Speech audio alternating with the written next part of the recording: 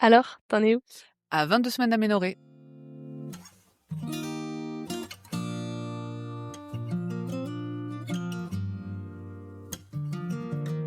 Aujourd'hui, c'était la deuxième écho. On est là pour en discuter. Est-ce que tu Oui. pourrais nous dire ce qui se passe pendant la deuxième écho? Alors, la deuxième échographie, on dit la deuxième échographie, mais en vrai, pour moi, c'est la troisième, vu qu'il y avait quand même l'écho Oui. de datation qui ne s'appelle plus comme ça. De localisation, non, c'est ça? Voilà, l'écho de localisation, donc, mais c'est l'échographie du deuxième trimestre. Et donc, à cette échographie, qu'est-ce qu'on voit? On va regarder principalement si tout est là, donc les 3 parties de chaque membre. On va regarder les orbites des 2 sphères du cerveau, le cervelet. En fait, il va descendre petit à petit. Aujourd'hui, il a regardé une oreille. Mhm. C'est notable parce que sur mes précédents enfants, ça avait pas été relevé et on a demandé pourquoi. Il nous a expliqué, parce que du coup, c'est le remplaçant de ma gynécologue habituelle. Il a dit, mais en fait, avec une oreille, on peut savoir beaucoup de choses, notamment le fait qu'un conduit puisse être obstrué, pas par de la peau, hein, mais vraiment fermé, si l'oreille est atrophiée, ce genre de truc. Il dit, donc j'aime bien en regarder une. Il dit, voilà, ça donne une indication globale de comment se développent en fait ces zones-là. Ensuite, il est descendu, donc on regarde évidemment s'il y a bien toutes les cavités au cœur, si les échanges se font bien, l'estomac, vessie, rein.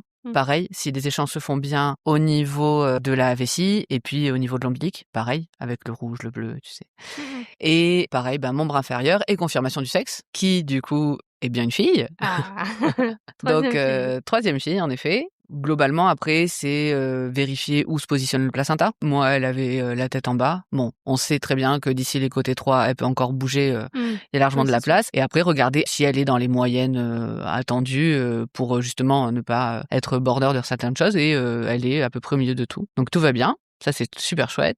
Et pour l'anecdote, du coup, j'avais dit dans la précédente vidéo que je demanderais si ma fille pourrait être présente. Et il m'a pris l'attention au moment où j'ai demandé ça. J'ai eu un score de tension assez élevé. J'étais à presque 14, je pense que j'étais à 13,8 ou 13,9. Il m'a regardé, il m'a dit « Vous êtes un peu limite limite ». J'ai dit « Oui, je sais pas ». Mais il venait d'accepter. Il m'a dit: «On va garder la tension une fois qu'on sera allongé et qu'on fera l'examen». Donc il m'a repris la tension 10 minutes plus tard pendant l'examen où du coup j'étais normale, on va dire. J'étais plus dans le stress de ma requête Oui, où j'étais avec une tension absolument normale, hein. J'étais oui. descendue à 12,1 je crois, un truc comme Ouais, ça. ça varie bien, ça varie fort. Ouais, du coup, je pense que j'ai eu un pic de stress, mais il a accepté, ce qui fait que une fois que l'examen était complet Oui. et qu'on était sûr que tout ce qu'il y avait à regarder était regardé dans de bonnes conditions, sans stress, sans perturbation. Tu gardais ma fille du coup à Ouais. proximité, ma plus grande, et elle a pu venir voir. Il a réenclenché du coup la machine. Il lui a expliqué que c'était des images, que c'était pas des photos. Il me disait le temps que son père vienne la chercher, qu'il allait lui expliquer que c'était des images. Parce qu'il dit, certains enfants aussi peuvent être impressionnés, penser que leur petit frère ou leur petite sœur a une malformation ou est bizarre ou quoi. En fait, ce n'est que de la reconstitution. Donc, il lui a dit, c'est des dessins. Mm. Il lui a dit, ce n'est pas une photo. C'est des dessins et on va voir des choses. Mm. Donc, elle était avec son papa et elle a regardé. Et en plus, elle était allongée d'une façon où on voyait vraiment super bien ses jambes, ses pieds. Et il a aussi été voir pour lui montrer un profil de la tête. Et donc, trop chouette. Je trouve ça cool parce que maintenant, quand je vais pouvoir lui montrer les photos sur mon GSM, elle pourra revoir ce qu'elle a vu. En vrai, elle a vu du coup la sonde, que ça fait pas mal, que c'est tout Mm. simple en fait. J'étais contente d'avoir cette chance-là. Oui, sachant que les enfants du coup sont pas acceptés pendant l'écho au cas où il y a une malformation qui est découverte, enfin une nouvelle assez Voilà, forte c'est ça. émotionnellement à gérer, Exactement. qu'il n'y ait Et pas en plus un enfant à gérer à côté. tout Enfin, à fait. peut-être aussi pour des raisons aussi après matérielles Voilà, d'un j'allais enfant dire qui trifouille. exactement. Je pense qu'en fait, il y a les 2. Il y a à la fois la possibilité d'échanger avec les parents sans qu'à un moment donné, les parents ne puissent pas recevoir une info, Mm. du fait qu'ils sont préoccupés par leur enfant et comme tu dis, tout peut arriver en Mm, fait, mm. pendant une Surtout grossesse celle-ci c'est et l'écho de morpho, non? C'est c'est pas ça? ça. En fait, du Et coup, c'est donc l'écho elle où est on très vérifie le importante. plus de choses. Parce que du coup, il y a aussi le rachis, et cetera. Enfin, Mm, on mm. vérifie vraiment tout, tout, tout, tout, tout. Et donc, c'est là que s'il y a quelque chose à détecter, en général, c'est là qu'on le détecte le plus. Mm, Mais c'est aussi là qu'on voit vachement bien bébé, en mm. fait. Parce que il est un peu plus formé qu'à l'écho du T1. Et à l'écho T3, il est tellement plaqué sur les parois Mm. que on peut voir un peu mieux le visage et tout. Mais potentiellement, tu distingues moins. Là, par exemple, la longueur des jambes, Le on l'a profil en très fait, bien ouais. vu. Ouais, Tu c'est vois ça. moins tout le Et c'est profil, pour ça que j'ai fait cette demande la silhouette. aujourd'hui à cette Mm. écho-là, quoi. Parce que je me suis dit, c'est là qu'elle verra le plus bouger le fœtus dans son entièreté. Mais oui, et puis après, il y a les aspects maternels. Nous, quand il a accepté, il a dit après, est-ce qu'elle est tranquille? Mm. Et on lui a dit oui, de toute façon, un enfant qui rentre là-dedans. Enfin, en tout cas, nous, nos filles, elle était là. Bonjour. Elle osait rien dire, en fait, parce que c'est aussi un peu impressionnant comme lieu, pour autant qu'il y ait des plantes et tout, hein. C'est pas du tout un lieu Mais il y a des froid grosses pour le machines coup. quand même. Mais voilà, c'est ça, c'est qu'il y a un grand écran. Elle regardait ça. Elle était là, oh, petite sœur. C'était chouette. Mais il y a cette dimension aussi où si t'as un ou plusieurs enfants qui n'ouvrent pas les tiroirs et tout. C'est d'ailleurs pour ça qu'on a fait le choix qui est pas notre plus petite déjà de 2 ans, parce que c'est beaucoup plus abstrait pour elle de comprendre. Déjà là, 4 ans, comprendre que c'est une jambe ou quoi, il faudra que je le reprenne sur le téléphone avec elle, je pense. Les photos fixes. Alors Paloma, beaucoup trop compliqué. Et voir du coup ces machines, ces écrans sans comprendre vraiment les tenants et les aboutissants, on s'est dit, il y a peut-être pas un réel intérêt d'apprentissage. Elle est beaucoup plus dans le toucher, dans l'échange finalement très physique du quotidien. Et pendant la deuxième écho, il y a que ça comme examen, ou vous avez plus d'examens ou des examens à faire dans l'avenir? Il y a rien de plus à faire en particulier. Moi, il y a 2 choses que j'ai demandées qui ont été faites et qui ne font pas partie de l'échographie du 2e trimestre. La première chose, c'est que on prend la route demain. On va traverser la France et j'avais du stress de l'impact que ça pouvait avoir sur, vu que j'en avais parlé dans une précédente vidéo, des contractions de bras toniques, etc. Je me disais, est-ce que ça peut augmenter ça? Est-ce que ça peut être dangereux? Est-ce que mon col commence à s'effacer ou pas du tout? Vu que c'est mon 3e enfant et que des femmes peuvent déjà avoir le col effacé naturellement sans que ça déclenche quoi que ce soit, hein. Mais j'avais besoin de savoir un peu à quoi m'en tenir pour comprendre mes sensations. Donc il a fait un examen, mon col est long et du coup il y a aucun souci, donc ça m'a rassuré. Donc n'hésitez pas, si vous avez des questions, à demander si ça vous rassure, parce qu'en vrai ça prend même pas 2 minutes. Donc par contre c'est une sonde vaginale, hein. Il va pas très loin, hein, et c'est vraiment juste comment elle colle. Le col va bien, Il l'a fait basta. avec une sonde, du coup c'était pas un toucher vaginal. Non. Il a fait avec une petite sonde d'échographie, comme l'écho de localisation. Elle est faite par j'allais dire, par le vagin, et du coup ça va pas très loin, hein. Et c'est pas du tout douloureux, c'est vraiment, ça permet de savoir où en est le col. Si jamais ça peut vous rassurer, surtout, moi par exemple c'était lié à des trajets, si vous savez que vous allez prendre l'avion, le train, la voiture, que vous êtes fatigué, que vous avez eu des contractions, ça peut faire partie de l'examen, et en général, je vois pas pourquoi un échographe ou un gynécologue refuserait pour le temps que ça prend et le bénéfice juste de rassurance que c'est. Au-delà de ça, la deuxième chose que j'ai demandé, c'est si je pouvais avoir une ordonnance pour la détection du CMV, donc c'est le cyclomégalovirus. Moi, c'est ma belle-sœur et une amie qui sont respectivement suisses et l'autre qui habite en Belgique. Ça fait partie des examens obligatoires qui sont là-bas. C'est pas à s'angoisser là-dessus, hein, parce que si pendant des siècles et des décennies ça n'a pas été fait, c'est OK. Moi, j'avais cette curiosité de me dire, j'ai bien envie de savoir, en amont, s'il y a un risque. On est sur de la détection de risque, c'est de la prévention. Il s'avère que depuis 2 mois en France, donc là, on est en août 2025, ça fait à peu près 2 mois que c'est devenu, en fait, un examen obligatoire. Alors, comme tous les examens, c'est discutable si vraiment ça vous pose problème, mais ça fait partie d'une sérologie standard, hein. Ça peut être fait même pendant une détection de toxoplasmose ou au moment de la détection de la rubéole, ce genre de choses. Et donc, c'est devenu obligatoire au cours du 1er trimestre. Donc, je sais pas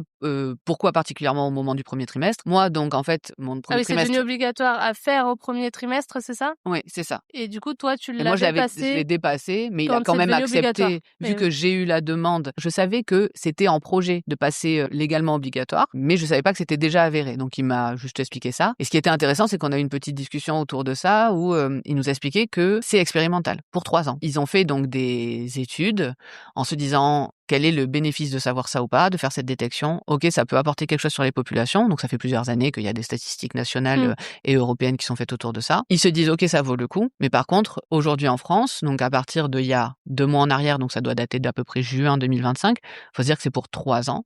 Dans 3 ans, ils vont réévaluer le réel bénéfice de faire ou pas ce tube de sang en plus.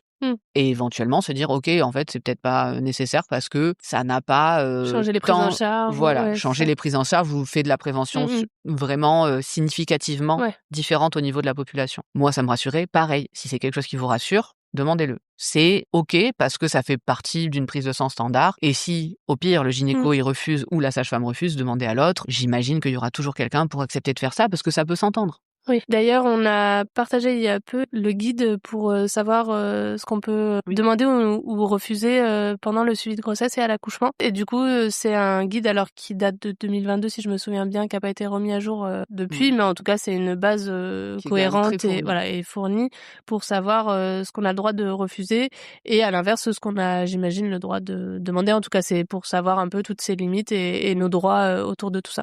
Du coup, Exactement. si vous voulez le consulter, on peut le trouver sur le site de la Fondation des femmes. sur le site de la Fondation des femmes et nous on le relaie du coup sur notre profil Instagram. Et alors pour conclure tout ça, quel effet ça te fait de savoir que c'est une fille? Alors du coup, ça fait un moment que tu t'es fait à l'idée, mais alors peut-être la première fois que tu t'étais faite à l'idée. Alors je pense que même si je m'étais faite à l'idée, alors l'effet de surprise, il est moindre, évidemment, mais dans mon cas, je trouve ça toujours chouette, comme je le disais, je crois que c'était sur le premier épisode, de savoir que c'est ça. Donc là, c'est officiel, c'est sûr. J'ai vu sa petite vulve, je sais que c'est une fille, et donc je suis contente. J'ai jamais eu une préférence garçon ou fille, donc tout m'aurait convenu en vrai. Et tes filles? Je pense que mes filles sont contentes parce que pareil, en fait, je pense qu'elle a tellement ancré ça, Ondine, dans sa tête que c'était une fille, je sais pas pourquoi, mais comme je disais, peut-être déjà parce qu'elle a une petite sœur. Ouais. Et du coup, c'est un schéma qu'elle connaît. Et donc, en fait, instinctivement, elle a dit dès le début que c'était une fille, alors que ça aurait pu être un petit garçon. Pour le coup, ça va couler, tu vois. Et mon conjoint, il est content que ce soit une fille. Il a eu une réaction en sortant de l'écho du premier trimestre, inattendue pour moi, tu vois. Et il s'est dit que ça le rassurait presque que ce soit une fille, parce que c'était déjà connu, et aussi pour le miroir que ce serait d'avoir un garçon. Oui. Alors du coup, quand tu m'as dit ça, je me suis dit, zut alors. Ça aurait été bien que ce soit un garçon. En fait, on n'a jamais trop discuté de ça. Je crois parce que c'est pas quelque chose qui nous travaille. Oui, ça dépend. Il y a des gens que ça travaille dans mon entourage. Oui, suivant notre Notamment histoire, ma je pense. grand-mère. Oui, voilà, comme tu dis. Je pense que c'est très dépendant de son histoire personnelle et des gens qui nous entourent à ce moment-là. Nous, on fait partie de la team. On aurait préféré la surprise. Alors, ça n'a pas été le cas pour notre première pour diverses raisons. En tout cas, moi, je sais pas pour mon conjoint, il est plus mitigé. Moi, ça me plairait en tout cas pour un deuxième d'avoir la surprise jusqu'au bout, même si je sais pas si je vais tenir parce que c'est quand même long mine de rien une grossesse. Moi j'ai vraiment cette dimension où ça m'intéresse aussi de ne pas poser d'étiquette tout de suite parce que je trouve que ça va vite, même si moi je fais attention aux biais de genre et enfin que j'essaye à fond de m'y pencher. On est éduqué aussi là-dedans et on est pris dans ça et du coup je trouve que même naturellement si c'est pas nous c'est les autres aussi. Et du coup parfois on peut essayer de garder le secret jusqu'au bout, mais quand c'est une fille c'est plus difficile. Quand on dit il et que c'est un garçon, bon bah c'est le bébé donc ça passe pour tout le monde, sauf si on dit la graine depuis le début et que du coup ça peut passer aussi, mais c'est vrai que c'est toujours un peu délicat. En tout cas moi je sais que ça fait partie de mon souhait pour le prochain d'essayer d'aller jusqu'au bout. La première fois c'était plus lié à la peur de perdre l'enfant, donc le besoin de connaître le sexe a été très prégnant dans la première, et là cette fois-ci j'aimerais vraiment qu'on essaye mais après ce qui est plus compliqué c'est qu'il faut trouver deux noms ou alors trouver un nom qui marche pour les deux et c'est vrai que là ça va être une autre dimension pour moi. On aura l'occasion de me parler du prénom une autre fois. On a dit que c'était important et on prendrait le temps. En fait, moi, j'avais discuté à l'échographie du premier trimestre de ma première fille avec ma gynécologue. Et je lui avais posé la question, je lui ai dit qu'est-ce que vous pensez de la connaissance du sexe ou pas? On discute en fait autour de ce sujet. Et elle m'a dit quelque chose qui joue dans le fait que j'ai aussi besoin de le savoir. Elle m'a dit, en fait, si les parents ne veulent pas connaître le sexe de l'enfant, nous, au moment de l'écho, à un moment donné, on va passer dessus parce qu'on a besoin de voir si ça va ou si ça va pas. Et du coup, pour respecter le souhait des parents, on ne va pas l'écrire dans le compte-rendu. Elle dit, et du coup, en fait, on va pas pouvoir tout écrire non plus sur comment est l'appareil génital. Elle me dit, si au moment de la naissance ou a posteriori, il y a une malformation ou une problématique autour de l'appareil génital, on n'aura finalement pas de preuves dans les comptes rendus de l'entièreté de notre parole. Ça peut poser des questions éthiques pour les parents, pour le gynécologue, l'échographe qui fait l'examen. Il faudrait un examen cacheté ou un truc en fait, voilà. complexe. Et donc, j'avais trouvé ça intéressant. Moi, j'avais pas particulièrement ce souhait pour la première, mais en fait, j'ai gardé ça en tête et je me suis dit, tant pis si j'ai pas la surprise, mais je veux que la personne qui fait l'examen voit bien tout. Au moins, je connais l'état de santé du fœtus à ce moment-là. Et moi, ça prenait le dessus sur le besoin de surprise. Donc en fait, je me suis rapidement défait de ce besoin. Et c'est pour ça qu'en général, je n'en parle pas aux gens qui veulent la surprise, parce que je le comprends tout à fait. Moi, je crois que j'aurais eu ce souhait potentiellement. Mais que le besoin de savoir et que ce soit écrit quelque part était plus important pour moi. On a beau parfois ne pas avoir d'attente ou sembler ne pas en avoir. C'est toujours une surprise quand on apprend le sexe, peu importe. Oui. Enfin, c'est toujours une découverte et une surprise. Et je me demande aussi à quel point tout découvrir aussi à la naissance peut parfois être fort aussi en termes d'intensité. Et le deuil qu'on fait de quelque chose, par exemple, quand on a eu plusieurs enfants et qu'ils ont le même sexe et que peut-être intimement on se rend pas compte, mais on aurait pu désirer l'autre sexe, et c'est un certain deuil aussi de quelque chose qui arrivera peut-être pas en fonction du nombre d'enfants qu'on veut aussi. Et du coup, il y a aussi cette dimension qui est intéressante et auquel parfois on s'attend pas forcément, parce que moi, tu vois, j'ai le sentiment de pas avoir d'attente, et peut-être qu'en fait j'en ai plus que ce que j'imagine au moment où ça va être la découverte, et c'est une possibilité aussi des fois qui est intéressante. Moi, j'aimerais l'avoir, tu vois, sous enveloppe, enfin tu vois, genre pouvoir l'ouvrir à n'importe quel moment, mais que ça soit peut-être aussi plus intime, ou que ça soit plus voilà, qu'on en fasse ce qu'on veut, tu vois. Mais bon, après à la première, j'étais certaine que je voulais faire comme ça, et en fait la vie fait que les choses changent, et j'ai trouvé ça très intéressant aussi que ça ne soit pas comme j'avais choisi avant la grossesse, tu vois.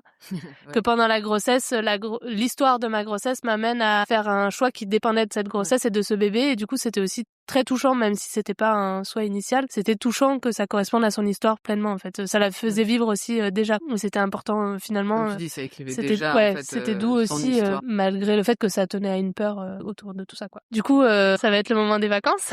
Ouais. On va enfin prendre un peu de temps pour nous, mais ça n'empêche pas qu'on va continuer cette capsule. Oui. En attendant, j'espère que le voyage se passera bien. Tu nous raconteras un peu ce que c'est que de partir en vacances enceinte et avec plusieurs enfants en été. Ça fait beaucoup À l'autre bout de la France. C'est ça fait beaucoup de données. Écoute, tu pourras nous parler de ça la prochaine fois alors. Oui, avec plaisir. Bonnes vacances. Ouais, Ciao. merci toi aussi. Salut.